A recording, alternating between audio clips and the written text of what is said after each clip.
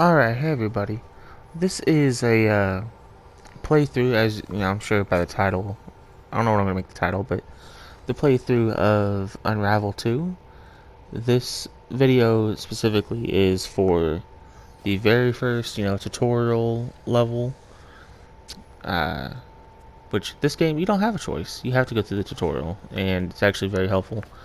But as you can see what's going on screen right now, just showing you the basics, jumping, how to switch between teammates, and this is gameplay of me playing it solo. Now I have already played this game once through with the wife.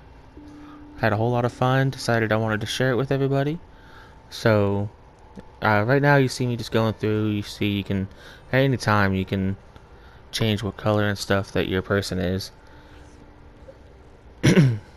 and um yeah, I'm picking some bright colors because this game is a dark game as far as color hues go.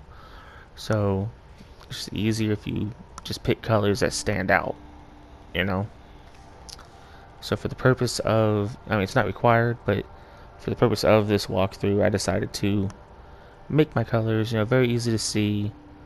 And that actually, something a little cool about it that I'm going to talk about just a little bit later. Probably about, I don't know how long, maybe 20 or 30 seconds.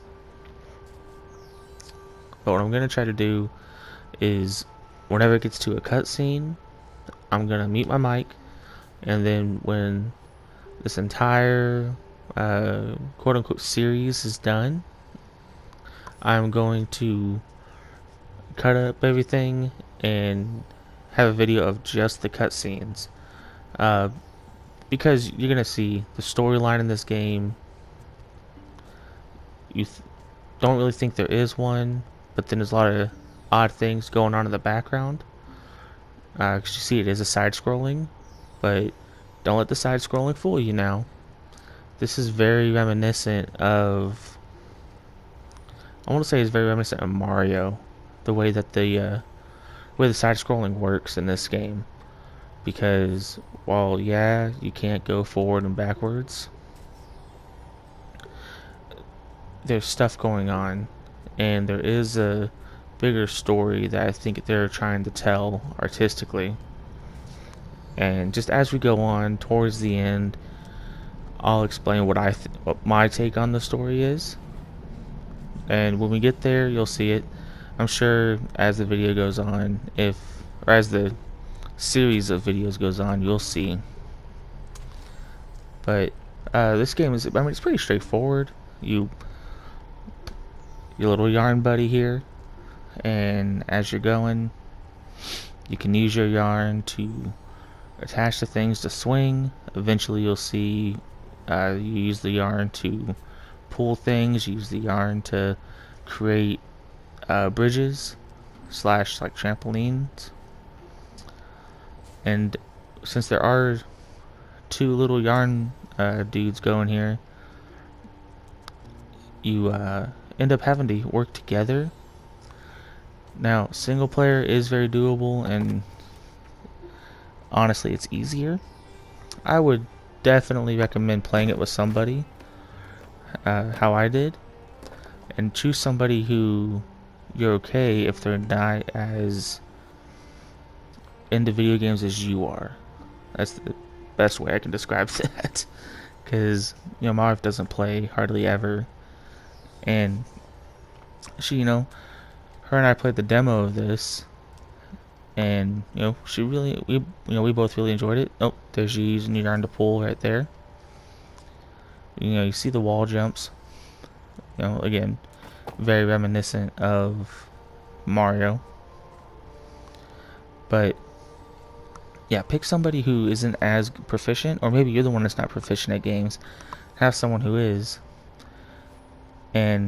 or have somebody who's a puzzle solver, because anybody who's played Toy Story 3, if you played the Toy Story 3 video game, the way you have to solve things, this is very similar to that as well.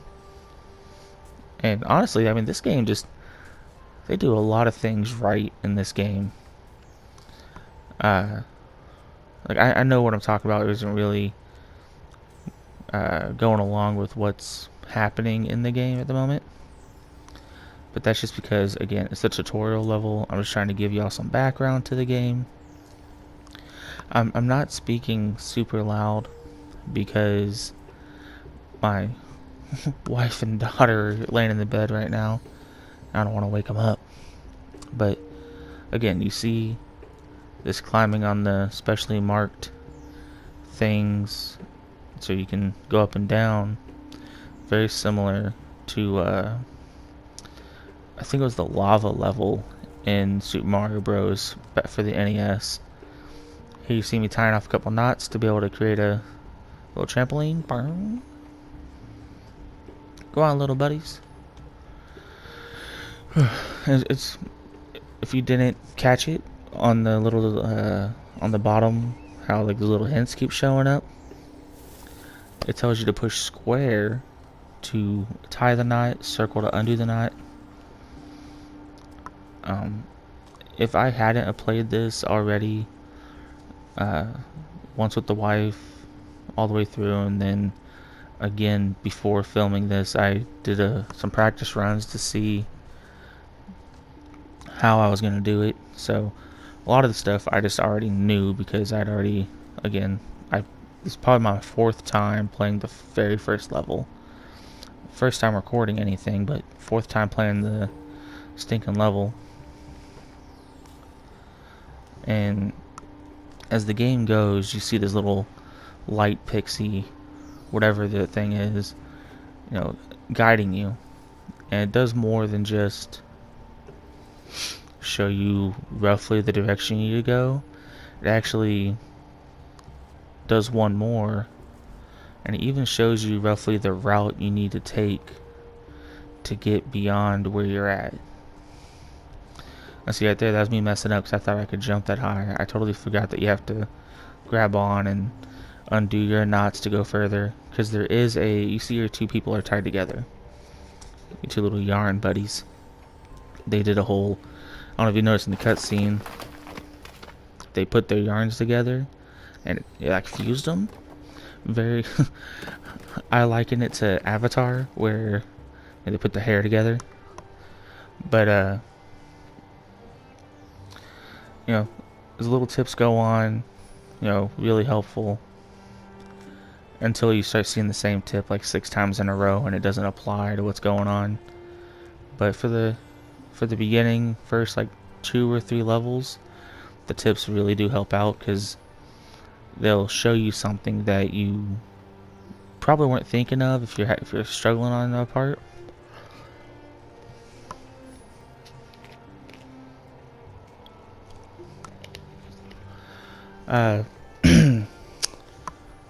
See, we're about 10 minutes into this almost 15-minute video, or about 11 minutes in now, so about 4 more minutes left. Let's see, what else I want to talk about when it comes to this game. There's not really much more that I really want to talk about, other than, this game actually is a lot of fun. It's simple, but difficult at the same. There are parts that this game does get really difficult, okay, towards the end. And again, the story that is playing out behind you as the game goes on, once you get past this tutorial level, it's a complicated one. It sort of looks straightforward, but there's 0 dialogue. You can make out who is who without assigning any kind of names. You know who's good, you know who's bad. You know what's good, you know what's bad. And at the same time, there are parts in this game where you're like, oh yeah, that's not gonna hurt me, and then actually your little buddy here disintegrates for some dumb reason. Let's see here. Should be pretty close to the end of this tutorial level. Only have a little bit further to go. Right now you see us from the bottom of a well, showing you can swim. Jump, doing a wall jump into a swing, pull down that root, swing over, going up, then you're gonna wall jump here, and you're at the bottom of a well. You can't really tell that right now. If you could, kudos to you. And if you're playing single player or double player, it's usually helpful to have, once you get high up, have someone on your team take a step back.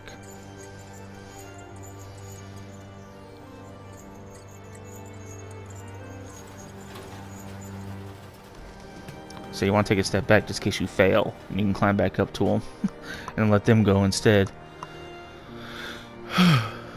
Yeah, here we are, about to be in the lighthouse.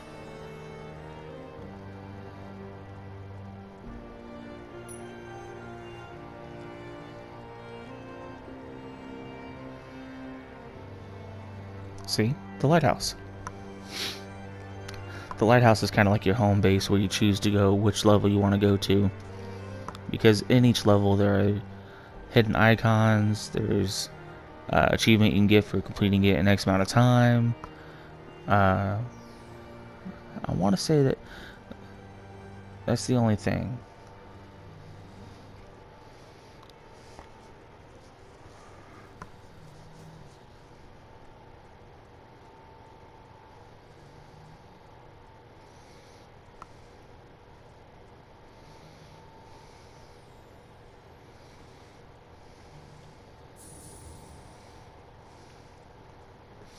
You see that?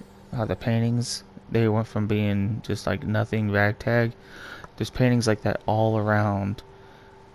And the things you need to find look kind of like that dot that you're trying to follow. But when you find it, you collect it, you bring it back, it lights up a little bit of pictures, try to explain a story.